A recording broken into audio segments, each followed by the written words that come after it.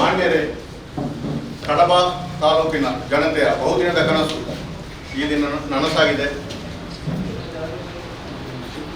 ಸುಮಾರು 2018ರಿಂದ ಇಲ್ಲಿಯ ವಕೀಲರು ಸೇರಿಕೊಂಡು ಇಲ್ಲೊಂದು ಹೊಸದಾಗಿ ಕಡಬದಲ್ಲಿ ನ್ಯಾಯಾಲಯ ಉದ್ಘಾಟನೆ ಆಗಬೇಕೆಂದು ಇಚ್ಛೆಯನ್ನು ಅರಿತು ಪ್ರಥಮವಾಗಿ ನಾವು ಈ ನ್ಯಾಯಾಲಯಕ್ಕೆ ಬೇಕಾದ ಜಾಗವನ್ನು ನೋಡಿ ಕಂದಾಯ ಇಲಾಖೆಯವರಲ್ಲಿ ಮಾತಾಡಿ ನಮ್ಮ ಪಕ್ಕದಲ್ಲಿ ಆವಾಗಿನ ನಮ್ಮ ಮುಖ್ಯ ನ್ಯಾಯಾಧೀಶರಾದ ಮುರಳೀಧರ ಪೈ ಅವರು ಬಂದು ನಮಗೆ 1.5 ಕಿಲೋಮೀಟರ್ನ ಒಳಗಡೆ ಜಾಗವನ್ನು ನೀವು ನೋಡಿದರೆ ನಾವು ಆದಷ್ಟು ಬೇಗ ಮಂಜೂರು ಮಾಡ್ತೇವೆ ಅನ್ನೋ ಭರವಸೆಯನ್ನು ಕೊಟ್ಟಾಗ ನಮ್ಮ ಪಕ್ಕದ ವಿಧಾನಸೌಧದ ವಿಕಾಸಸೌಧದ ಹಿಂದುಗಡೆ ಸುಮಾರು 3 ಎಕರೆ ಜಾಗವನ್ನು ನೋಡಿ ಬೇಕಾದ ದಾಖಲೆಗಳನ್ನು ಪೂರೈಸಿ ಕಂದಾಯ ಇಲಾಖೆಯಲ್ಲಿ ಕಡಬ ನ್ಯಾಯಾಲಯಕ್ಕೆ ಕಾದಿರಿಸಿ ಈಗ ಪಾಣಿಪತ್ರವು ಸಹ ಆಗಿ ನಾವು PWDನವರ ಸಹಾಯದಿಂದ ಹಾಗೂ ಮುಖ್ಯ ನ್ಯಾಯಾಧೀಶರ ಸೂಚನೆಯಂತೆ ಒಂದು ನ್ಯಾಯಾಲಯದ ಸಂಕೀರ್ಣದ ಪ್ಲಾನನ್ನು ಮಾಡಿ ನಾವು ಕಳಿಸಿರ್ತೇವೆ. ಅದು ಅಪ್ರೂವ್ ಆಗಿರ್ತದೆ. ಆಗಿದೆ ಒಂದು ಸೂಚಿಸಿ ನನಗೆ ಸಂತೋಷವಾಗ್ತಾ ಇದೆ. ಹಾಗೆ ಈ ದಿನ ನಮ್ಮ ಕಡಬದಲ್ಲಿ ಎಲ್ಲ ದಿನದಲ್ಲಿ ಆಗಬೇಕೆಂಬ ಆಸೆ ಇತ್ತು ನಮ್ಮಲ್ಲಿ. ಆದರೂ ಮಾನ್ಯ ನ್ಯಾಯಾಧೀಶರು 2 ದಿವಸಕ್ಕೆ ಅನುಮತಿಯನ್ನು ನೀಡಿದ್ದಾರೆ. ಆ ಬಗ್ಗೆ ಈ ದಿನ ಉದ್ಘಾಟನೆ ಆಗಲಿಕ್ಕೆ ಅದನ್ನು ಆಗಮಿಸಿದಂಥ ಶ್ರೀಯುತ ಬಸವರಾಜ್, ಮಾನ್ಯ ಜಿಲ್ಲಾ ನ್ಯಾಯಾಧೀಶರು ಮಂಗಳೂರು, ಇವರಿಗೆ ನಾನು ನಮ್ಮೆಲ್ಲರ ಪರವಾಗಿ ಸ್ವಾಗತವನ್ನು ಕೊಡ್ತಾ ಇದ್ದೇನೆ. ಡಾಕ್ಟರ್ ಕೃಷ್ಣಪ್ಪಗೌಡ, ನಿಕಟಪೂರ್ವ ಉಪಾಧ್ಯಕ್ಷರು, ಮುಖ್ಯವಾಗಿ ಈ ಜಾಗವನ್ನು ಬಾಡಿಗೆ ರೂಪದಲ್ಲಿ ಕೊಟ್ಟಂಥ ಸುಂದರಗೌಡ ಮಲ್ಲೆಕರ ಇವರನ್ನು ಸಹ ನಾವು ಗುರುತಿಸ್ತಾ ಸ್ವಾಗತಿಸ್ತಾ ಇದ್ದೇವೆ.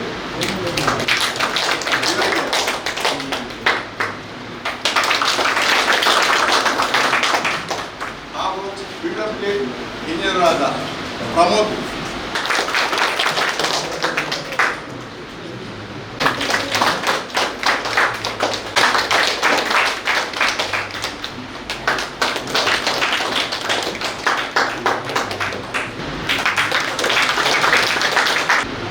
ವಕೀಲರಾದ ವೆಂಕಪ್ಪಗೌಡ ಸುಳ್ಯ ಹಾಗೂ ಎಲ್ಲ ಕಿರಿಯ ವಕೀಲರುಗಳನ್ನು ಹಾಗೂ ಸಿಬ್ಬಂದಿ ವರ್ಗದವರನ್ನು ಹಾಗೂ ಪತ್ರಕರ್ತ ಮಿತ್ರರನ್ನು, ಸಾರ್ವಜನಿಕರನ್ನು, ರಾಜಕೀಯ ಧುರೀಣರನ್ನು, ಬಂದಿರುವಂಥ ಎಲ್ಲರನ್ನು ಪ್ರತ್ಯೇಕವಾಗಿ ಇರುವುದಿಲ್ಲ, ಪರೋಕ್ಷವಾಗಿ ಪ್ರತ್ಯಕ್ಷವಾಗಿ ಸಹಕರಿಸುವ ಎಲ್ಲರಿಗೂ ಸ್ವಾಗತವನ್ನು ಕೋರುತ್ತಾ, ಈಗ ನಮ್ಮ ಸೈಯದ್ ಮೀರಾ ಸಾಹೇಬರೊಂದು ಕೋರಿಕೆಯಂತೆ ನಮ್ಮ ಮಾನ್ಯ ನ್ಯಾಯಾಧೀಶರನ್ನು ಗೌರವಿಸಿದ್ದಾರಂತೆ.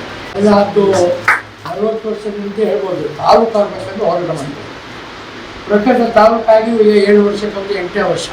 ಕೋರ್ಟಿಗೆ ಕೂಡ ನಮ್ಮ ವಕೀಲರು ಸೇರಿಕೊಂಡು ವ್ಯಕ್ತಪಟ್ಟಿದ್ದೇವೆ. ಸಾರ್ವಜನಿಕರು ಅಂದರೆ ಕಡಬ ತಾಲೂಕು ಹೋರಾಟ ಸಮಿತಿ ಸ್ಥಳ ಈ ಹಿಂದೆ ನಮ್ಮ ಜಿಲ್ಲಾ ಪರಿಷತ್ ರಿಸರ್ವೇಷನ್ ಮಾಡಿದ್ದಾರೆ, ಅದನ್ನು ತೋರಿಸಿದ್ದೇವೆ. ಅದು ಆದಷ್ಟು ಬೇಗ ಕೋರ್ಟ್ ಪರ್ಮನೆಂಟ್ ಕೋರ್ಟ್ ಮಾಡಿ ಅಲ್ಲಿವರೆಗೆ ನಡೆಸಿ, ಅದೇ ಇಲ್ಲಿ ನಡೆಸಿದ್ದು ಕೂಡ ನಮ್ಮ ಈ ಕಟ್ಟಡವನ್ನು ನೀಡಿದ್ದು ಕೂಡ ನಾವು ಭಾರಿ ಸಂತೋಷದಿಂದ ಒಂದು ಸ್ವಾಗತ ಮಾಡಿಕೊಂಡು ತಾವು ಇಲ್ಲಿಗೆ 3-4 ಗಂಟೆ ಬಂದಿದ್ದೀವಿ. ಈ ಬಾರಿ ಎಲ್ಲವೂ ಕಡೆ ತಿರುಗಿ ಸಾವಿರ ಸಾರ್ವಜನಿಕರು ಬಾರಿ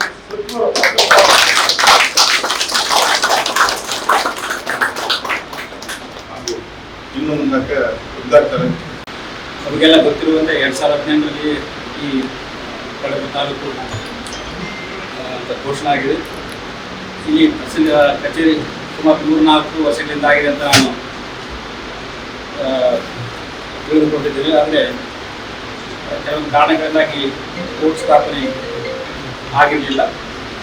ಈ ಒಟ್ಟು ಸುಮಾರು 1200 ಪ್ರಕರಣಗಳು ಈ ಸುಳ್ಯ ಕಡಬ ತಾಲೂಕು ಸಂಬಂಧಪಟ್ಟಂತೆ ಇದೆ.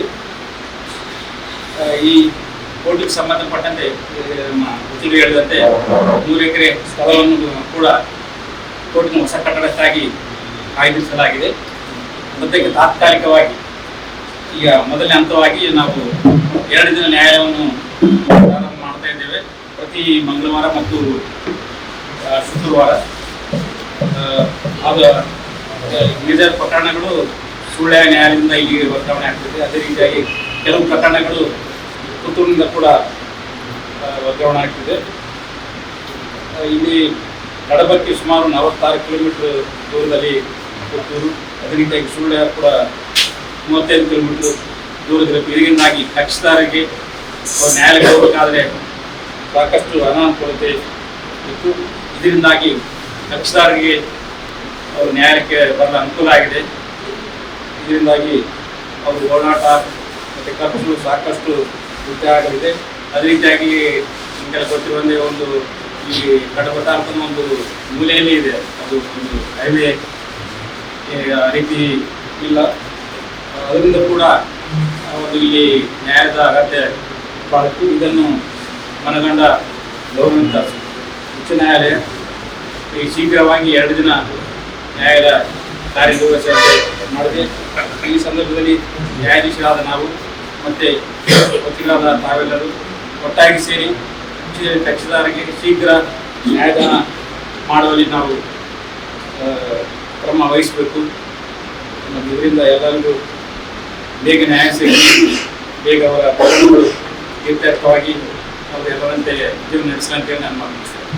ಪುತ್ತೂರು ವಕೀಲರ ಸಂಘದ ಅಧ್ಯಕ್ಷರಾದ ಜಗನ್ನಾಥ್ ರೈ ಅವರು ಈ ಒಂದು ಕೋರ್ಟ್ನ ಬಗ್ಗೆ 2 ದಿವಸ ಕಡಬದಲ್ಲಿ ನ್ಯಾಯಾಲಯವನ್ನು ನಮ್ಮ ಅಮೃತ ಹಸ್ತದಿಂದ ಉದ್ಘಾಟಿಸಿದ ಗೌರವಾನ್ವಿತ ಪ್ರಿನ್ಸಿಪಲ್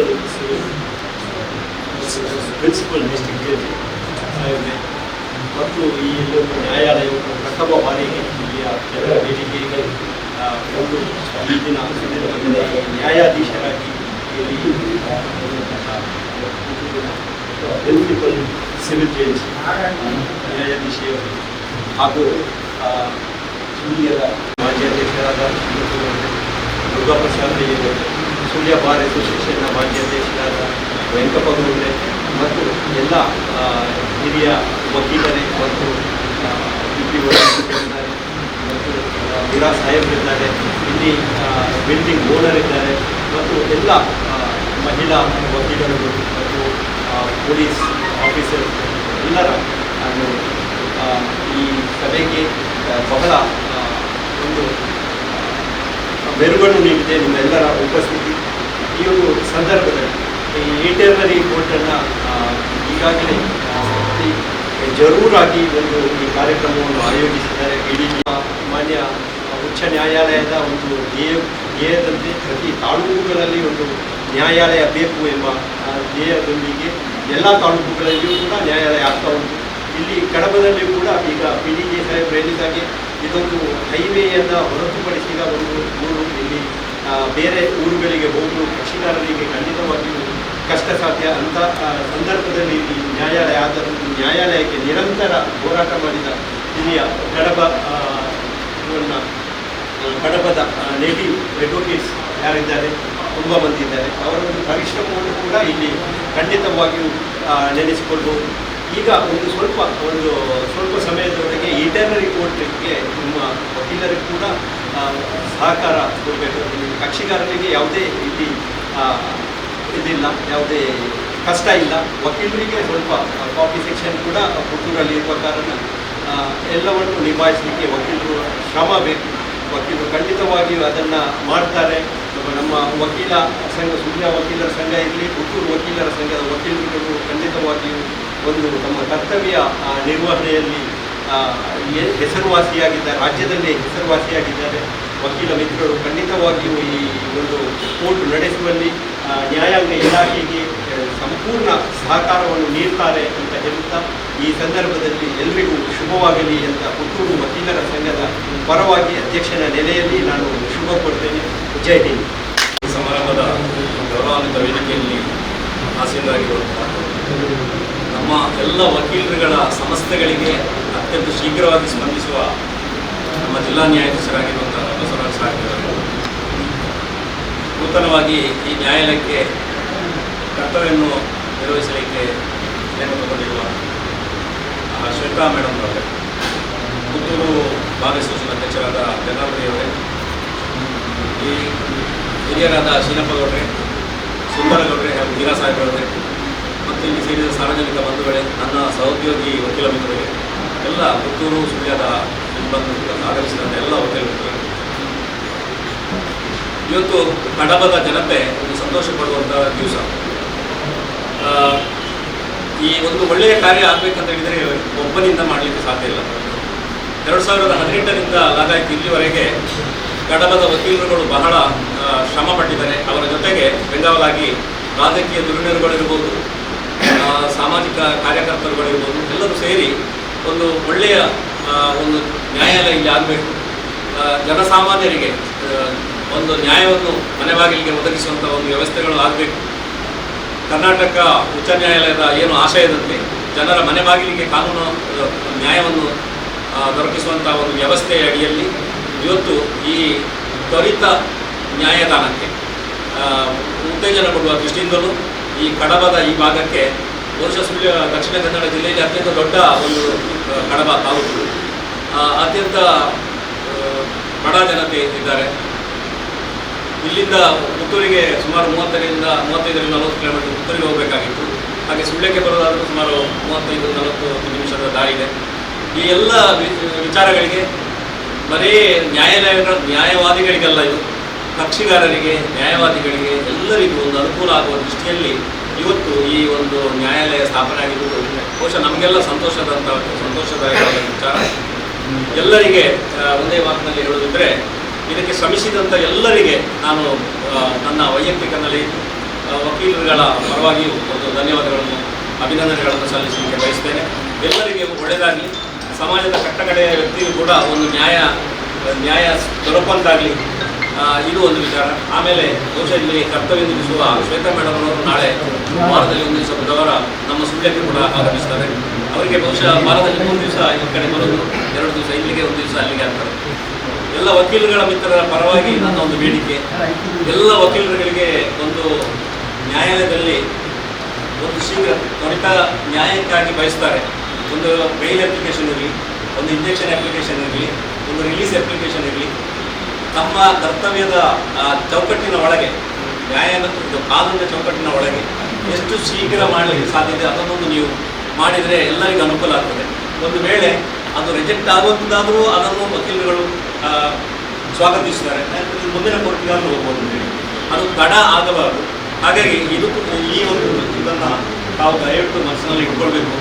ಇದು ನಮ್ಮ ಒತ್ತಡ ಅಲ್ಲ, ಒಂದು ನಮ್ಮ ಬೇಡಿಕೆ ಇದು ಹೇಳ್ತಾ ನನ್ನ 2 ಮಕ್ಕಳನ್ನು ಈ ನ್ಯಾಯಾಲಯದ ಪ್ರಧಾನ ಸಿವಿಲ್ ಮತ್ತು ಎಮರ್ಜೆನ್ಸಿ ನ್ಯಾಯಾಲಯದ ಕ್ಷೇತ್ರದಲ್ಲಿ 2 ವಿತರಣೆಗಳನ್ನು ನಡೀಬೇಕು ಅಂತೇಳಿ ಕೇಳ್ಕೊಳ್ತೇವೆ.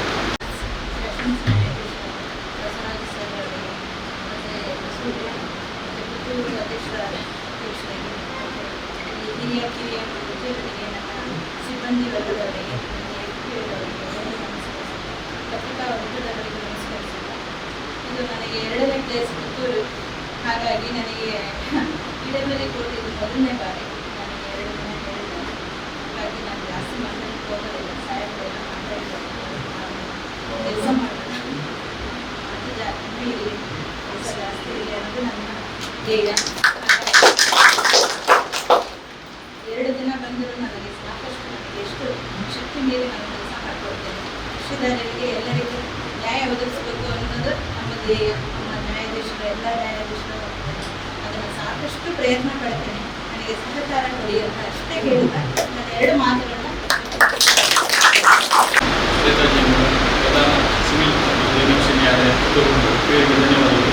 ಇನ್ನು ಈ ನಮ್ಮ ನ್ಯಾಯಾಲಯದ ಒಂದು ಸ್ಥಾಪನೆಗೆ ಕೆಲವೊಂದು ಶಕ್ತಿಗಳು ನಮ್ಮೊಟ್ಟಿಗಿವೆ, ಅವರನ್ನು ಇಲ್ಲಿ ಗುರುತಿಸಬೇಕು ಅಂತೇಳಿ ನಾವು ಈಗಾಗಲೇ ಒಂದು ತೀರ್ಮಾನ ಮಾಡಿದ್ದೇವೆ. ಅವರನ್ನು ನ್ಯಾಯಾಧೀಶರ ಗುರುತಿಸುವಂಥ ಕೆಲಸವನ್ನು ಈಗಾಗಲೇ ಮಾಡಿದ್ದಾರೆ. ಸದಾ ನಮ್ಮೊಟ್ಟಿಗೆ ನಿರಂತರವಾಗಿ ಸಂಪರ್ಕದಲ್ಲಿದ್ದು ಹಲವಾರು ಸಲ ಇಲ್ಲಿ ಭೇಟಿ ನೀಡಿ ಮಾನ್ಯ ಹೈಕೋರ್ಟಿನ ಆದೇಶದಂತೆ ಇವತ್ತಿನ ದಿನದಲ್ಲಿ ನ್ಯಾಯಾಲಯ ಸ್ಥಾಪನೆಗೆ ಕಾರಣಕರ್ತರಾದಂಥ ನಮ್ಮ ಪ್ರಧಾನ ಸತ್ರ ಜಿಲ್ಲಾ ನ್ಯಾಯಾಧೀಶರು ಅವರನ್ನು ಕೂಡ ಈ ವೇದಿಕೆಯಲ್ಲಿ ಅವರನ್ನು ಗುರುತಿಸಬೇಕು ಅಂತ ಹೇಳಿ ನಾವು ತೀರ್ಮಾನಿಸಿದ್ದೇವೆ.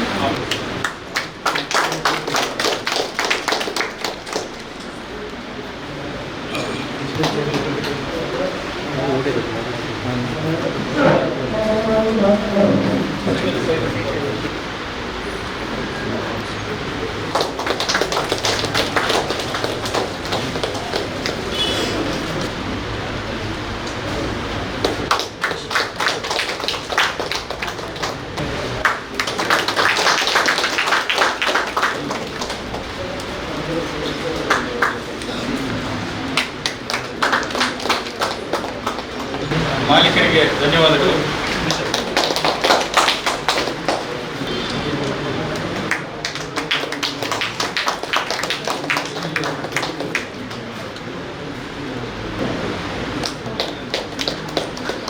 ನಮ್ಮ ಕಡಬ ವಕೀಲರ ಪರವಾಗಿ ಹಾಗೂ ಕಡಬದ ಸಂಸ್ಥಾ ಜನರ ಪರವಾಗಿ ಅನಂತ ಧನ್ಯವಾದಗಳು. ಈಶ್ವರಾಗಿರ್ತಕ್ಕಂಥ ಶ್ವೇತಾಜಿ ಮೇಡಮ್ರವರಿಗೂ ನಮ್ಮ ಕಡಬ ವಕೀಲರು ಹಾಗೂ ಸಮಸ್ತ ಕಡಬ ಜನತೆಯ ಪರವಾಗಿ ಧನ್ಯವಾದಗಳನ್ನು ಅರ್ಪಿಸುತ್ತಾರೆ. ಇತರ ಹಿರಿಯ ವಕೀಲರು ಎಲ್ಲರನ್ನೂ ಈ ಸಂದರ್ಭದಲ್ಲಿ ಅವರಿಗೂ ಕೂಡ ಧನ್ಯವಾದವನ್ನು ಸಮರ್ಪಿಸ್ತಾ ಇದ್ದೇನೆ. ಅದೇ ರೀತಿ ಸರ್ಕಾರಿ ಅಭಿಯೋಜಕರು ಕೂಡ ನಮ್ಮೊಂದಿಗೆ ಇದ್ದಾರೆ. ಅವರನ್ನು ಕೂಡ ಈ ಸಂದರ್ಭದಲ್ಲಿ ಅವರಿಗೆ ಕೂಡ ಅನಂತ ಧನ್ಯವಾದಗಳನ್ನು ಸಮರ್ಪಿಸ್ತಾರೆ. ನಮ್ಮ ನ್ಯಾಯಾಲಯದ ಕಾರ್ಯ ಪ್ರವೃತ್ತವಾಗಬೇಕಾದ್ರೆ ನ್ಯಾಯಾಲಯದ ಸಿಬ್ಬಂದಿಗಳು ನಮ್ಮ ಜೊತೆ ಇದ್ದಾರೆ. ಅವರಿಗೂ ಕೂಡ ಈ ಸಂದರ್ಭದಲ್ಲಿ ಅನಂತ ಧನ್ಯವಾದಗಳನ್ನು ಸಮರ್ಪಿಸ್ತಾ ನನ್ನ ಧನ್ಯವಾದ ಸಮರ್ಪಣೆಯನ್ನು ಕೊನೆಗೊಳಿಸುತ್ತೇನೆ. ಸುದ್ದಿ ಚಾನಲ್, ಕ್ಷಣ ಕ್ಷಣದ ಸುದ್ದಿಗಾಗಿ.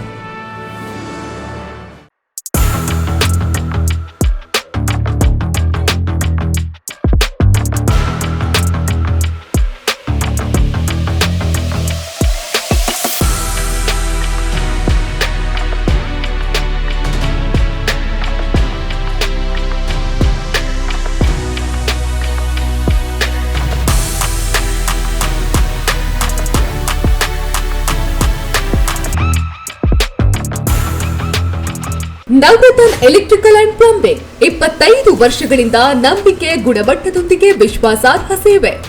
ಒಂದೇ ಸೂರಿನಡಿ ಅತ್ಯಂತ ಕಡಿಮೆ ಬೆಲೆಗೆ ಗುಣಮಟ್ಟದ ವಸ್ತುಗಳು. Electronics, plumbing, hardware, home appliances, sanitary, LED lights. Navaratna electrical and plumbing, Sachin ಟ್ರೇಡರ್ಸ್ನ ಮುಂಭಾಗ, ಮುಖ್ಯ ರಸ್ತೆ, ದರ್ಬೆ, ಪುತ್ತೂರು. ಸಂಪರ್ಕಿಸಿ 9003814451 9945521951 990178461.